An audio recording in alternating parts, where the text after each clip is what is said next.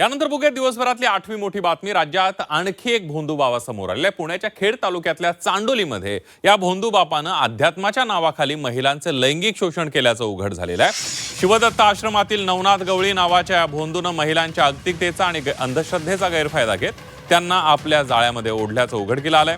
एका 34 वर्षीय महिलेनं या गवळी बाबा विरुद्ध खेड पोलीस ठाण्यामध्ये तक्रार दाखल केली आहे। धक्कादायक बाब म्हणजे सुरुवातीला केवळ विनयभंगाचा गुन्हा दाखल झाला असला तरी प्रत्यक्षात आपल्यावर अत्याचार झाल्याचा आरोप या पीडितेनं केलाय। दरम्यान या प्रकरणावर योगेंद्र पवार यांनी देखील संताप व्यक्त केलाय। माझ्याबरोबर अश्लील चाळी करण्याचा प्रयत्न केला, हीच गोष्ट मी माझ्या मिस्टरांना सांगितली।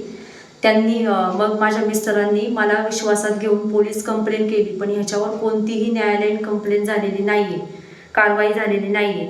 आणि मला असं वाटतं की कोणत्याही महिलेवर जो प्रकार माझ्या बाबतीत झाला तो व्हावा नाही, म्हणून याच्यावर न्यायालयीन कारवाई झालीच पाहिजे।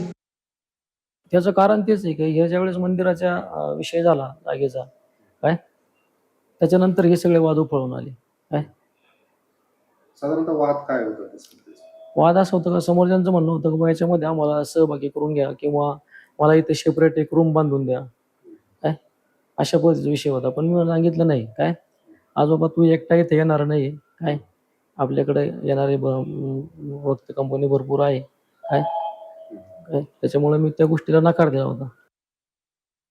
आम्ही सगळे पुरोगामी विचाराची लोक आहोत। हा तालुका पुरोगामी विचाराचा आहे, राहिलेला आहे, इथून पुढेही राहील।